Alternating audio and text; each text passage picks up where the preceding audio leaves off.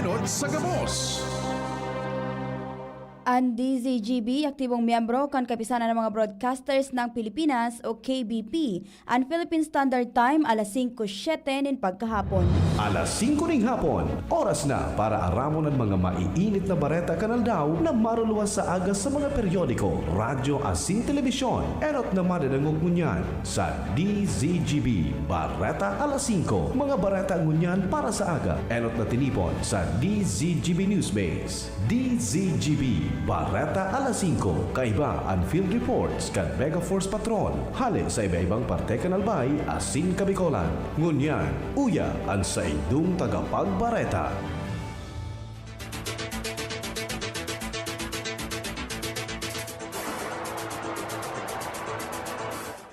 Maray na hapon sa mga paraantabay sa pangaran kan News Base, Mega Force Patrol asin kan pirminindong nakakaibahan ni si Sir Pio Fernandez. Ako po si Nicole Ann Gloriani ang sa indong tagapagbareta. Enot sa detalyes kan mga bareta sa lado nasyonal, hinatulan kan Pasig Court nin guilty sa qualified human trafficking asin nasentensyahan nin reclusion perpetua si former Bamban Tarlac Mayor Alice Guo. Ang impormasyon ni pinaluwas kan Presidential Anti-Organized Crime Commission matapos mag-atindir si Guo nin promulgation online mantang nakadetain sa Pasig City Jail Female Dormitory. Si Guo nahahampang sa bayolasyon na Anti-Trafficking in Persons Act of 2003 na naamyandaran sa paagi kan Expanded Anti-Trafficking in Persons Act of 2012 as in Expanded Anti-Trafficking in Persons Act of 2002. Ang kaso konektado sa nangyaring raid sa Philippine Offshore Gaming Operator o POGO Hub sa Bamban kan Hunyo 2024 kung saan nasa 800 na mga Pilipino as in foreigners ang naisalbar. Ang baretang ini hatod sa Indokan, Plemex. Pag may ubo o hika, Plemex agad. Basta lagundi, Plemex. Piglinaw ni Palace Press Officer Undersecretary Claire Castro na parte kan sa iyang mandato ang magtaram laban sa fake news mantang aprobado ini kan presidente. Sigun kay Castro, trabaho kan sa iyang opisina na itamaan sa lang impormasyong naglalakop sa social media as iba pang plataporma. Kinumpirmar naman ni Castro na nagkakahuron sina kan presidente may kinaaraman sa mga isyong dapat simbagan. Dagdag niya anumang salang impormasyon naglalakop o impormasyong naglalakop kay puan simbagon siring kan marikas na pagsimbag sa mga pahayag ni Senator Amy Marcos asin sa viral na video ni Saldico.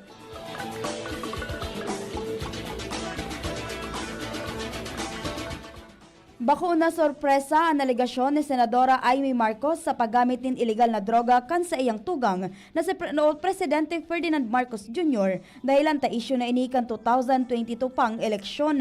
Sigun ini kay Juan Sambayan Convener Attorney Howard Calleja kung sa indagdag pa niya na an solamenteng makakigkigdigdi an hali pa mismong o pa sa mismong tugang an pahayag. Mientras tanto sinabi pa ni Calleja na ang alegasyon ni Senator Amy kay Presidente Marcos ang nagpapahiling nin malinaw na pagsuporta kaini kay Vice President Sara Duterte.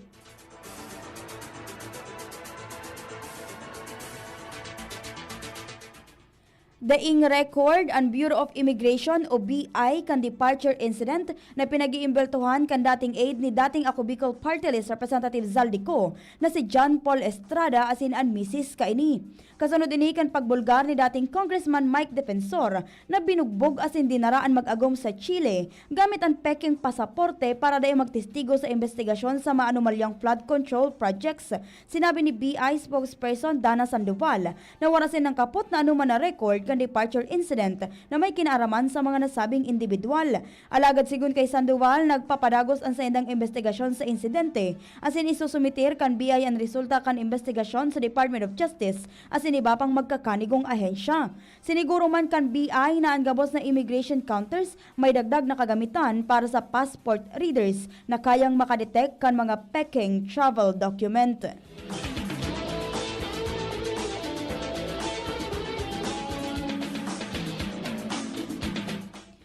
Sinuportaran kan Lakas Christian Muslim Democrats o Lakas CMD ang chairperson kaini na si dating Senator Ramon Bong Revilla Jr. na pig-imimbelto sa maanumalyang flood control projects. Kasabay kaini ng apudan ang Lakas CMD sa publiko na dai magpadalos-dalos sa pagkrear ng mga konklusyon sagod sa dai panay hiling ang mga ebidensya. Sigun sa Lakas CMD, haloy nang ipigpapahiling ni Revilla ang respeto sa mga institusyon asin kahandaan na makipagtabangan sa patas na proseso. Ipigduon man kan partido ang importansya kan pagsiirip sa mga ebidensya sa pagluwas nin katotohanan. Nagpatanid man ang Lakas CMD sa publiko laban sa mga ipigpapakalat na naratibo sa pagbalo na bilugon ang konklusyon kan publiko bago pa man magluwas ang mga ebidensya. Dagdag pa kan partido na dakulang bagay ang pagiging patas asin pagsunod sa leyes bako sa espekulasyon, political pressure o haka-haka.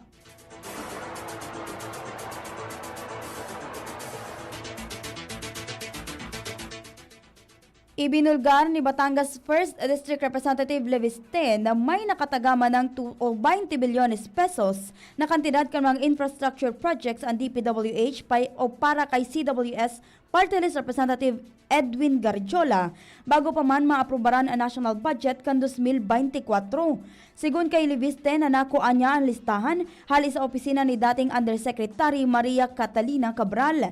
Sinabi ni Leviste na nangangalas siya kung nata may listahan hali sa iya na magkakasabay ang 20 bilyones pesos na nagkataong inaward sa mga kumpanyang konektado kay Congressman Edwin Guardiola. Sinabi niya na dai siya sigurado kung si Isay ang kahuron niya sa pagsasabing anak ko anyang listahan hali sa opisina ni Undersecretary Cabral. Pero ang pigsasabing ninong ni Congressman Garjola na si Secretary Bonon o Secretary Manny Bonon asin dakol pang district engineers asin regional directors.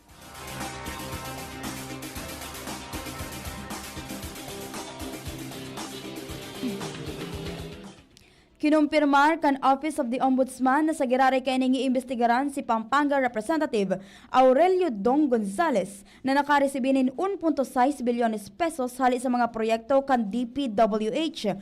Kinumpirmar ini ni Ombudsman Buying Rimulya kan naaraman o maaraman na nagkobra nin bilyon-bilyong piso ang construction firm kan sa iyang pamilya. Nagpunan pagresibi kan 1.6 bilyones pesos kan kumpanyang AJ Gonzales Jr. Construction and Trading Co. Inc. kan magtukaw si Gonzales sa Kongreso taon 2016. Basado sa SEC filings kan 2025, pinamamayuhan kan mga aki ni Gonzales ang nasabing kumpanya. Kay bandig di sina San Fernando, Pampanga Vice Mayor Aurelio Brenz Gonzales na presidente, Aurelio Gonzales III na Vice President, asin Aurelio Michelin Gonzales na Secretary asin Treasurer. Basado naman sa mga record kan DPWH, alagad siyam sana ang kontrata poon 2017 sagko 2025 uminabot sa bilyon ang kabilugan na kantidad na ang iba direktang ipinag-award kan DPWH Central Office. Dagdag man kan Ombudsman na parte ng investigasyon kan crackdown laban sa mga kontraktor o mga kongresista na o kontraktor pa kan gobyerno asin sa mga posibleng pagbalgar sa mga leyes manungod sa prohibited interest.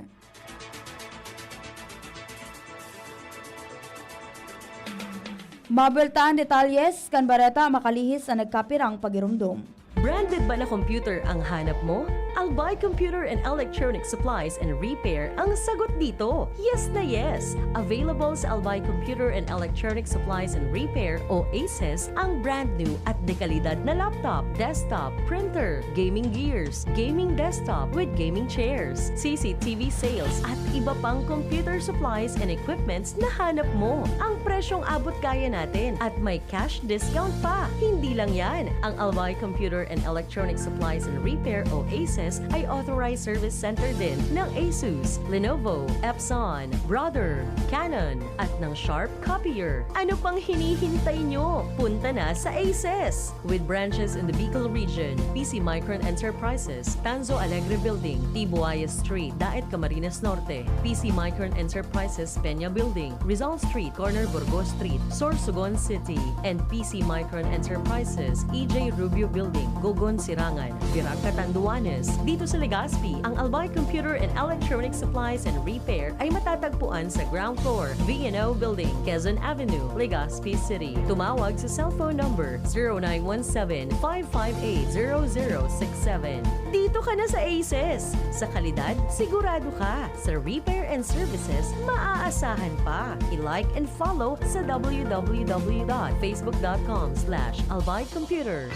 Realize true comfort and relaxation at Dorotea Resort and Spa, a perfect venue for family outings, couple retreats, and various functions such as weddings, birthday parties, corporate seminars, and conferences. Dorotea Resort and Spa. We have backpackers rooms, standard rooms, deluxe, suite, and a penthouse. Also, relax and rejuvenate with our spas and invigorating treatments, services, and facilities. Dorotea Resort and Spa. Kahugutan, Bakakay, Albay. For reservation, contact us at 0917-777-5734. Find us on Facebook, Dorotea Resort and Spa. Relax, rejuvenate, and enjoy. Only here at Dorotea Resort and Spa. Mga tugang, abangan ta ang pinakabagong programa digdi sa DCGB Radio. Ang programang mahatod ning mga impormasyon, mga istoryang kapupurutan nin inspirasyon na naidulot kan pagtatrabangan nganing maiangat ang pagkabuhay kan mga Bicolanong paraomang benepisyaryo. Magiribahan kita, alas 10:30 hasta alas 11 nin pagkaaga, magantabay, asin maghinanyog sa kape, asin paretang agraryo.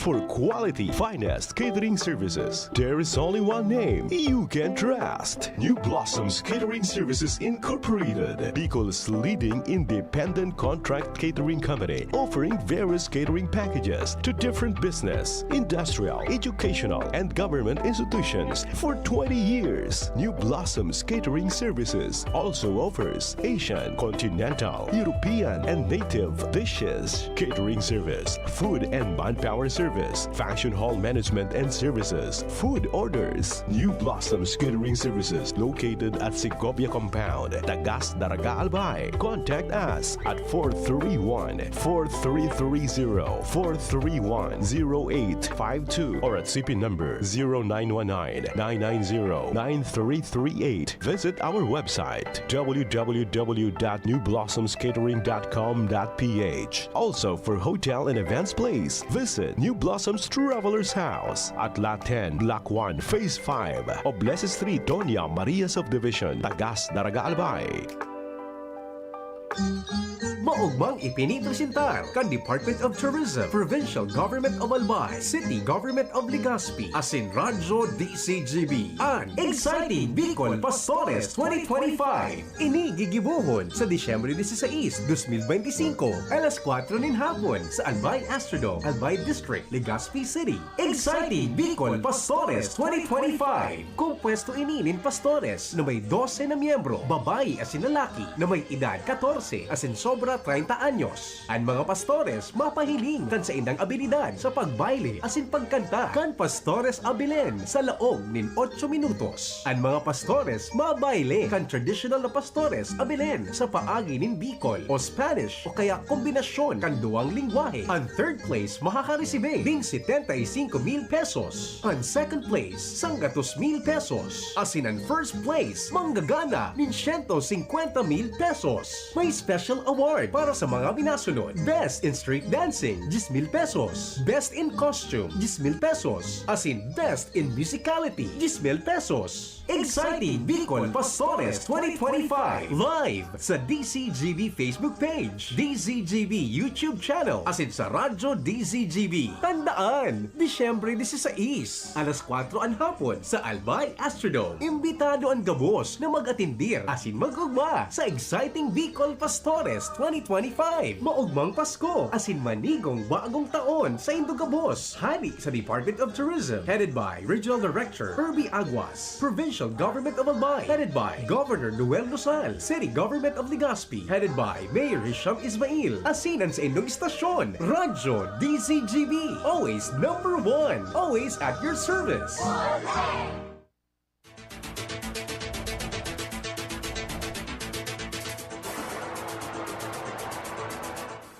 Balik kita sa mga detalyes kan bareta sa lado nasyonal na diskubre kan Department of Agriculture o DA ang limang ghost project sa Niribong Farm to Market Road o FMR na na-inspeksyon na kan ahensya.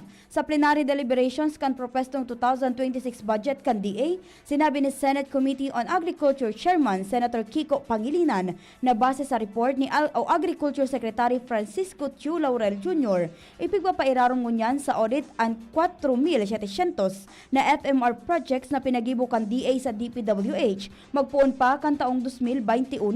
Sigun kay Pangilinan na siyang nagdedepensa sa DA budget, piglalauman na matatapos ang audit sa enot na kwarter kan masunod na taon. Enot nang ibinalyo kan Senado sa DA ang pagpapautob kan mga FMR projects imbes na itaong kwenta sa DPWH.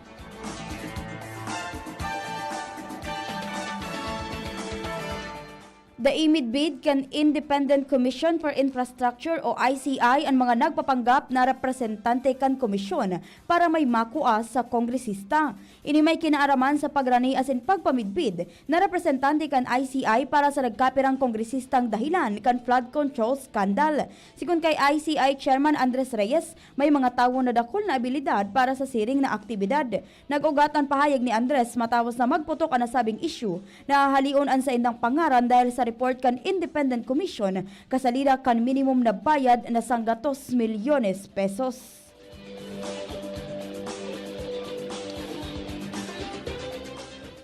Mapipendyente ang paglatag kan Independent Commission for Infrastructure o ICI ng case referral sa Ombudsman laban sa tulo na dati o presenteng senador. Sigun kay ICI Chairman Retired Justice Andres Reyes, nagsasalang pa sa pasa sa indang evaluation ang case referral dahil sa isinumiting ikaduwang supplemental affidavit ni dating Department of Public Works and Highways o DPWH Undersecretary Roberto Bernardo. Sinabi ni Reyes, pwedeng umabot din 10 aldaw ang delay sa panibagong referral na isasakat sa Ombudsman ngunya na semana. Matatanda ang inanunsyo kan ICI na igwapasin ng rekomendasyon na sa angatan ng kaso kasabay na ang tulo na dati asin presenteng senador na pigsasabing imbelto sa anomalyang proyekto kan gobyerno.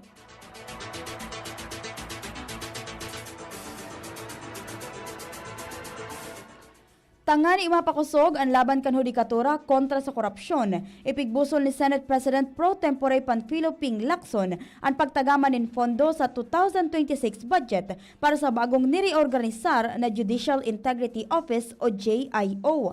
Sa sayang interpellation sa 2026 budget kan hudikatura kasuhapon, sinabi ni Lacson na ang pagpapagana sa JIO makakatabang sa pagpapakusog nin paninimbagan kan mga opisyales asen personahes kan mga korte. Sinabi ni Lacson ang 250 milyones pesos na pondo ang sadit man sana kumpara sa bilyong piso na nawara sa korupsyon na kaibahan sa 2025 budget.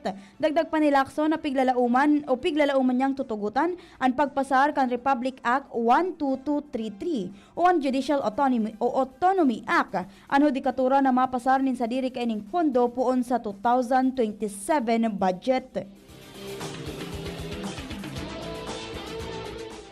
Nangapudan si Senator Loren Ligarda nin bilog na transparency sa pondo kan PhilHealth sa tahaw kan deliberasyon sa budget para sa 2026 kung saan ipigduon niya na ang mga ibinugtak na subsidiya dapat matanos na maitalaan asin maipaluwas sa sayang interpellation sa General Principles kan 2026 General Appropriations Bill.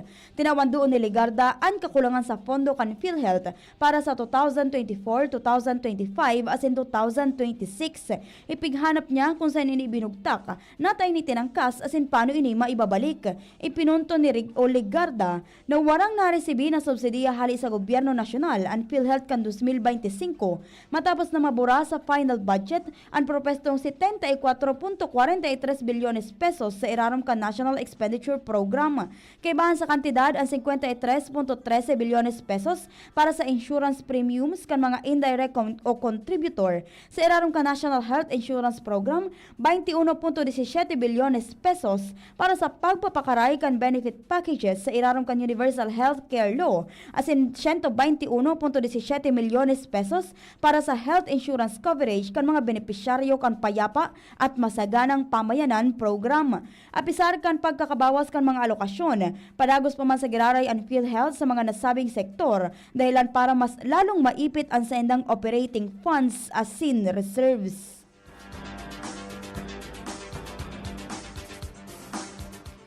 Pinasalamatan ni Department of Agrarian Reform o DAR Secretary Conrado Estrella III ang Senado matapos aprobaran ang propestong 17.4 bilyones pesos na budget kan ahensya para sa 2026. Sa sarong pahayag, sinabi kan DAR na ang pagsiguro kan pondo para sa mga mayor na programa kan ahensya na sobra pang mataon in suporta para sa mga paraoma sa bilog na nasyon.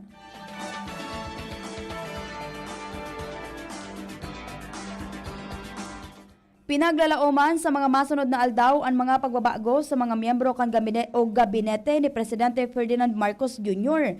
Sa sayang mensahe sa 2025 Bagong Bayani Award sa Malacanang, pakaraw na sinabi kan Presidente na kung magkaigwaning cabinet shake-up, kaibahan na si First Lady Liza Araneta Marcos. Sigun kay Marcos ka nakaagi, nagbiyahe ang primera dama sa Europe asin nag-asistir sa mga aktibidad kan Overseas Workers Welfare Administration o OWA kung kaya siya na ang ambassador for migrant workers. Sinabi kan Presidente na ini ang bagong posisyon niya asin kaibahan na ini kung magkakaigwanin rigudon sa gabinete. Magigirumduman kan mga nakaaging aldaw nagdimitir sa pwesto sina dating Executive Secretary Lucas Bersamin asin dating Budget Secretary Amena Pangandaman matapos maimbelto sa issue kan 100 bilyones pesos na insertion sa 2025 national budget. Ipigbusol ni House Committee on Overseas Workers Affairs Chairperson at Agimat o Agimat Party List Representative Brian Revilla ang bagong balikbayan bill na mapakaray sa serbisyong ipigtatao kan gobyerno sa mga Overseas Filipino Workers o OFW na pinagkukonsiderar na bagong bayani ka nasyon. Sinabi ni Revilla na ang pagpasar sa propesto bako sa na prioridad kan Kamara de Representantes asin Legislative Executive Development Advisory Council kundi sa iyang personal na advokasya bilang pamayo kan komite. Sigon sa legislador ang marangal, matanos asin maaasahang reintegration process sa pinakadakulang responsibilidad kan gobyerno para sa mga OFW. Dagdag pa niya na dakol ang nag-uuling OFW ang nahahampang sa kawaraning kabuhayan, utang, trauma asin iba pang sitwasyon kung kaya napipirita na maghali sa giraray sa nasyon. Sa iranong kan propestong Bagong Balikbayan Act, magkakaigwanin sa komprehensibo, integrated asin maaasahang National Reintegration Framework para sa gabos na OFW, land-based man o sea-based, documented o undocumented, repatriated, distressed, displaced, retiring o voluntaryong mauli sa nasyon. Sa ultimong detalyes kan mga bareta sa lado nasyonal, nangapudan ang Presidential Commission's Office o PCO sa mga kongresista na pagtibayon ang sarong anti-fake news bill na malinaw na nagtatalaan kan pagkakaiba kan malisyoso o malisyosong pagpapalakop ninsalang impormasyon asin ang mga klaseng nin pagpapahayag na protektado sa irarom kan ley. Sa pagdangog kan House Committee on Public Information, hinagad ni PCO Legal Officer Luis Ocampo na makabilog nin sarong final bill na sakop sana sa mga individual o grupo na pigbabalong bumilog o magpalakop nin salang impormasyon. Dapat nakasentro ang propestong ley sa intentional deception matang pinapakusog man ang media literacy as in transparency kan digital platforms. Ipigpagirumdum kaini na dapat protektaran ang legitimate speech, journalistic work, academic analysis, satire as in honest mistake para mapagulan ang manipulasyon as in daay pagbalgar sa konstitusyon. Iyan po ang kabilugan kan mga bareta na tiniripon para sa Bareta alas 5. Sa pangaran ka nagsururat kan bareta sa pangenot ni News Director Mardela, Ma'am Jenny Balyaran.